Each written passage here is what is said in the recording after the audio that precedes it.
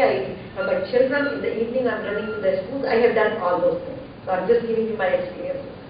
And then it creates a lot of imbalance because we are just driving ourselves crazy, going from one class to another class.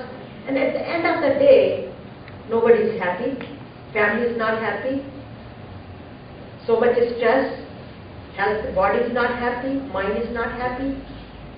But once we start getting the self-knowledge, scripture knowledge, or the knowledge within, that knowledge gives me so much peace. Because the other problem I noticed is not that I'm against getting the education. By the way, I had gotten everything in this country. I can tell you, I was the CEO of the company, and I was the chairperson, and I have done all that. But nothing gave me that peace and happiness. I served the biotech company area for 35 years, and nothing gave me happiness because it is just a temporary world.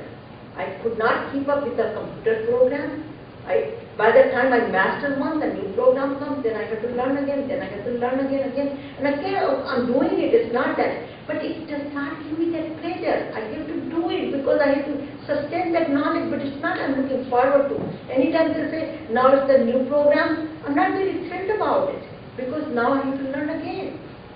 But at the same time, when I learn about Gita, I learn about it, the inner, it gives me, even if I read the one verse, maybe first day I read it differently, second day it unfolds a different message, the third day the messages keep coming and coming and coming, and it's taking me to next and next and next. It gives me such a peaceful life.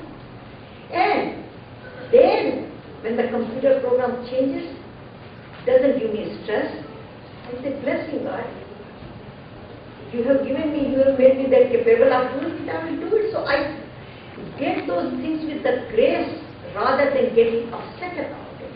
So my threshold of the tolerance of the things keeps changing because this self-knowledge is a permanent knowledge. I can build upon it. It gives me the livelihood and it gives me more contentment. Whatever comes, comes. It doesn't come, it doesn't upset me. I develop more compassion. I'm not afraid of things anymore. What would happen?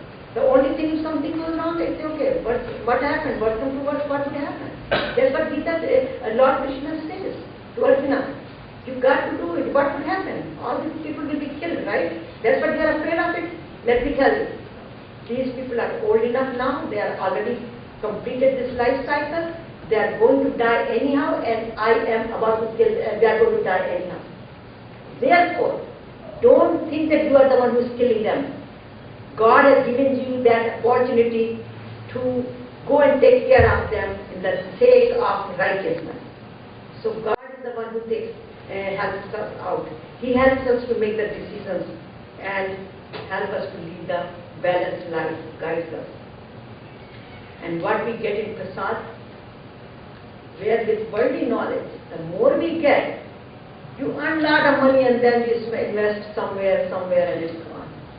All the vishal comes with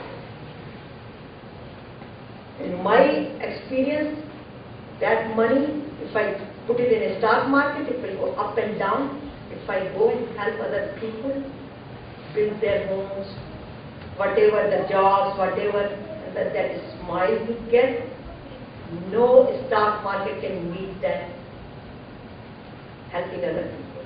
And that stock market is never going to go down.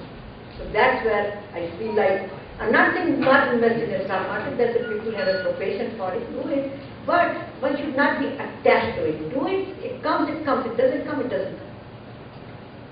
That's what Lord Krishna says. Do whatever you do it, but don't get attached to it. So, now the question is, what is my duty? Because many times, Lord Krishna got confused whether his duty was to respect the elderly or kill them. How many times do we get confused? Especially with our children. If we have teenager children, then what happens? They do certain things and we say, oh my God, should I let them do it or not? If I don't let them do it, that's a problem. If I let them do it, I as a mother or as a parent, we get confused. Many things we do the community also. So Lord Krishna says, what is your duty? What is your prescribed duty? Your prescribed duty. We should fulfill the duty which gives us the eternal peace and happiness. So, what is the duty? Live happily and peacefully and spread the same to others. That's the only duty we have. Thinking good is our duty. Doing good is our duty. Helping others is our duty. Doing selfless service is our duty. Living in peace and blissful state is our duty, our dharma. And attaining perfection in our duty is dharma. Sometimes we say chalta hai. 99% करके चलता है.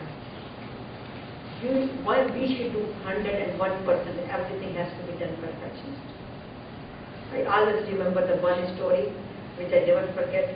Ammaji, she told that story, and she said there was one king who was going for the war, and he asked his person to prepare the horses, and when he prepared the horses, he fixed everything, the horseshoes on him, but he couldn't find one proper nail, so he put a small nail.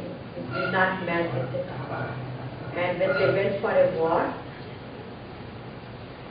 all of a sudden the horse started limping because that nail became loose. And since he started limping, he couldn't move fast, and the enemy came and they killed the king. And then so just the one imperfection, one nail made the king lose the war. Therefore, we should always do our duty. And there is a beautiful verse in Gita which says, human beings are always bound by their action. That is not performed for the sake of selfless service. Therefore, O Arjuna, do your prescribed duty efficiently with no selfish attachment to the fruit of action as a service to me. So we should do the work, but leave the results to God. And then we should perform our Karam Yoga. Selfless action. So we should fulfill our duty with love and devotion and best of our ability. It is called Yoga Karmesh Koshna. Whatever we do, we give our best of the best and do it for as a selfless service. So now what is good karma and what is bad karma? What should we do and what should we not do? And our Guru Hari Maharaj always said, respecting others is the best karma you can do. And insulting others, that's the biggest sin you can do. Give importance to other people. Helping others is good karma, but condemning others is not a good karma. Motivate other people. Don't, when we talk, sometimes we start threatening to people. If you don't do this, I will do this. So it's better to motivate people than threatening the people. Sometimes हम लोग boss को कहते हैं यदि नहीं होगा तो मैं जॉब छोड़ के चला जाऊंगा. And speak when it is necessary. Don't waste your beautiful warning, and be soft and firm, because sometimes we think that softness is our weakness, and people take it as a weakness too. But we should be soft and firm, and we call it assertiveness. Have a full faith and speak the truth rather than lying. Because sometimes we try to brag things and we start lying, and we say, "ये shawl मेरी जो है 500 रुपए के बदले 5000 की आई है." We all do it, you know, and so, or sometimes many different things we start lying. It's better to speak the truth and be calm rather than always running around, and do our duty rather than being lazy, and have a positive thinking. That's a good karma. So how we practice the good karma? Lord Krishna says the only way you can do it, you have to control your senses and develop a positive attitude. But the question is, I have so many thoughts, they keep coming. And he said, thoughts will come, grief will come, sorrow will come, but always contemplate on God, goodness and God. So think good, see good in other people. So when we meet people, rather than criticizing or thinking the bad things about them, or then just by their look, we should think something good about them. see something good in other people rather than always criticizing and analyzing and say sweet words and hear good things rather than hearing people's gossips, and do as good as we can to others, because goodness leads to godliness. There is only difference between good and God is one extra O.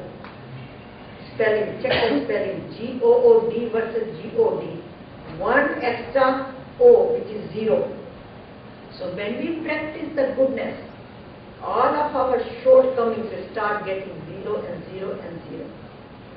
And when they all become zero, then we are no different. We have that love, peace, ananda, and we are no different than God. That's the difference between Nar and Narayan.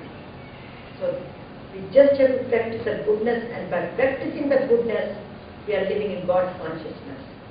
So control our mind. So ananda means thinking. So thought will lead to the speech, and whatever thoughts we have, sometimes we say, "Pata nahi मुंह से कैसे निकल गई ये बात," because we have been thinking about it. And action comes with the thought, then the habits. Our action form the habits, and that our destiny, or then we go to bondage or liberation. So thought or the feelings will follow the action, or you can say action is always followed by feelings and vice versa.